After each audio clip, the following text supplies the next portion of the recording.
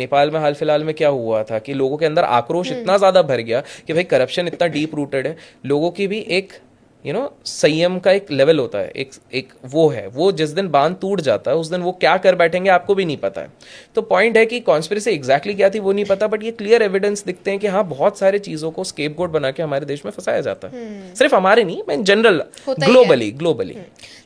Egypt में 341 मूर्तियां मिली थी आज से कुछ साल पहले। जब उसको खुदाई करी गई और आर्कियोलॉजिस्ट और साइंटिस्ट को बुलाया गया और उनसे पूछा गया भाई ये किसका है, तो बोले, उन्होंने ये निकाला कि ये यहाँ के राजा थे, एक राजा की वाइफ थी, एक राजा का भाई था और उनकी एक प्रजा रहती थी और उनके साथ उनका एक सेवक आता था। बोले राजा का नाम क्या है? राजा का नाम था राम से।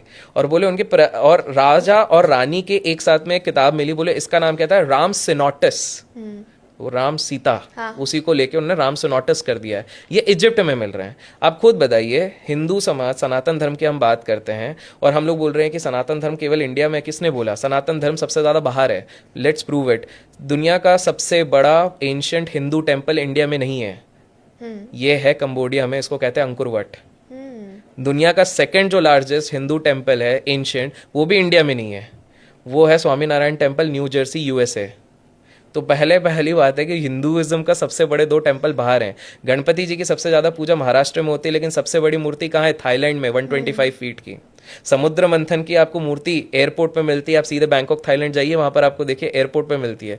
मुरुगन जी, कार्तिकेय जी का सबसे बड़ा मूर्ति, वो सब आपको थाईलैंड पे मिलती है, बैंकॉक में मिलती है। सर इंडियन से ज्यादा आई थिंक बाहर लोग मानते हैं, क्योंकि वो समझ चुके हैं आई थिंक जो चीजें इंडियन समझना ही नहीं चाहते। आप खुद सोचिए, चाइना क्यों अचानक से माउंट कैलाश पे चढ़ने को बैन कर देता है? ऐसा क्या हो गया अचानक से? जैसे उनकी जुरिस्डिक्शन में आई, वो तो हमारे पॉलिटिकल इश्यूज थे उसके चक्कर में उनके हिस्से में चले गया, अदरवाइज वो है तो हमारा ही। बट ठीक है, वो उधर चले गया। उनने ऐसा क्या देख लिया कि अचानक से, क्योंकि आखिरी जिन्होंने कैलाश की चढ़ाई करी थी वो मीरा लापा जी थे, जो कि तिब्बतियन एक बहुत बड़े मंक थे। उसके बाद किसी को अलाउड ही नहीं था। तो आप सोचो चाइनीज ने ऐसा क्या देख लिया? आप जाएंगे चाइना, जाइए चाइना में जाके आपको पता चलेगा कौन सी डीटी को फॉलो करते हैं, वो नाम अलग है, दिखते गणेश जी हैं। अच्छा। आप जापान जाते हैं, गणेश जी दिख रहे हैं आपको।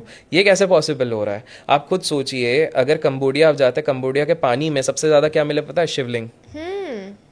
ये कंबोडिया में कहाँ से निकल रहे हैं? शिवलिंग निकल रहे हैं। फिर अगर आप जाते हैं अफगानिस्तान की खुदाई में 2000 साल पुराने कुछ वो मिलते हैं, तो वहां पे क्या मिलता है? गरुड़ भगवान की घंटी मिल रही है। तो ये कहाँ से मिल रहा है? पॉटरीज मिल रही हैं which is from Mahabharata era.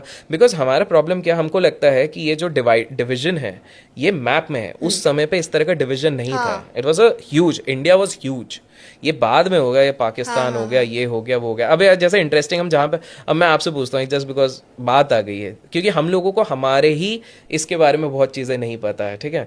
मैं आपसे एक चीज पूछता हूँ, रावण क्या लगता है कहाँ पे बर्थ हुआ था? श्रीलंका, है ना? में। हाँ। सबको, आप लोगों को भी यही लगा? ठीक है, गलत होगा तो लाइक करना, ठीक है? रावण नोएडा में हुआ था। अब जाके गूगल कीजिए, सेक्टर 1 नोएडा। ये तो आप गूगल कर लीजिए आप। अच्छा। मैं ऐसे ही नहीं बोल रहा हूँ, मैं बोल रहा हूँ लोग पॉज करो यहाँ पे और रावण बर्थ प्लेस थोड़ा सा रिसर्च कीजिए और आपको निकलेगा। तब नाम अलग था, ऑब्वियसली नोएडा नहीं था, नोएडा सेक्टर 1 नहीं होगा। हाँ, बट रावण लकी था, तब AQI कम था। बट आप खुद चेक करो तो सोचो, हम लोगों को ही नहीं पता। क्यों? अब आप बोलोगे अरे लेकिन नोएडा तो इधर है, ये है। भाई साहब, भारत वाज अलग। आपको पता है ना, दिल्ली को 6000 वर्ष पहले क्या बोलते थे? बताइए। इंद्रप्रस्थ। और ऊपर जाते थे उसको क्या बोलते थे? एक गांव है आज भी उसी नाम पे, हस्तिनापुर। अगर आप जाएंगे, हाँ, हस्तिनापुर आज भी है। तो नाम अलग थे। इट्स जस्ट दैट बिकॉज नाम अलग थे हमको समझ में ही नहीं आता है। अब आप बोलोगे श्रीलंका, जस्ट बिकॉज इधर कंटेक्स्ट आया, बोले यार श्रीलंका है, श्रीलंका तो वैसा नहीं लगता। क्योंकि आप जब पढ़ते हैं वाल्मीकि जी की रामायण पढ़ते हैं, तो वाल्मीकि जी की रामायण में पढ़ने के बाद आपको ये पता लगेगा कि जब डिसाइड हो रहा था कि वानर सेना में से जामवंत जी बोल रहे थे कि कौन कूद के जा सकता है वहां पे, तो सबसे जब पूछा जा रहा था ना, तो सबने एक ने कहा, किसी ने कहा कि मैं सिर्फ 20 योजन जा पाऊंगा, किसी ने कहा ये कहा। केवल हनुमान जी थे जिनका ये था कि भाई 100 योजन जाके आ भी सकते हैं, because he had that strength, he had that capacity, he had the super power, ठीक है? तो अब आप बोलोगे लेकिन हम उस हिसाब से अब अगर नापते हैं तो श्रीलंका, तो भाई साइंस में हमने ये भी तो पढ़ा है कि आइलैंड्स धीरे धीरे शिफ्ट भी होते हैं ओवर सो मेनी एजेस, और हम बात करें 14,000 ईयर्स बैक, तो काफी सारी चेंजेस है। लेकिन इसका प्रूफ आपको कैसे मिलेगा? क्योंकि जब आप वाल्मीकि जी के रामायण पढ़ते हैं, उसके साथ अब जब सुंदरकांड पढ़ते हैं प्रॉपर वाला हनुमान जी का, तो उसमें एक जगह पर लेख है कि जब हनुमान जी वहां पे पहुंचे हैं लंका, तो उनने पहली बार क्या देखा? उन्होंने देखा 4 ट्रंक वाले हाथी। प्रोटेक्ट कर रहे हैं लंका को। अब कुछ लोग बोलेंगे अरे 4 ट्रंक वाले हाथी तो 1.5 मिलियन ईयर्स अगो थे, मतलब आइस एज के टाइम पे, तो इधर कैसे गए? क्योंकि लोगों ने एक प्रॉब्लम कर दी ना, उन्होंने ये देखा 1.5 मिलियन ईयर्स अगो थे, लेकिन एक्सटिंक्ट कब हुए? 11,000 ईयर्स बैक, और रामायण कब हुई थी? 14,000 ईयर्स बैक। तो there was a high possibility वो चीज़ थी।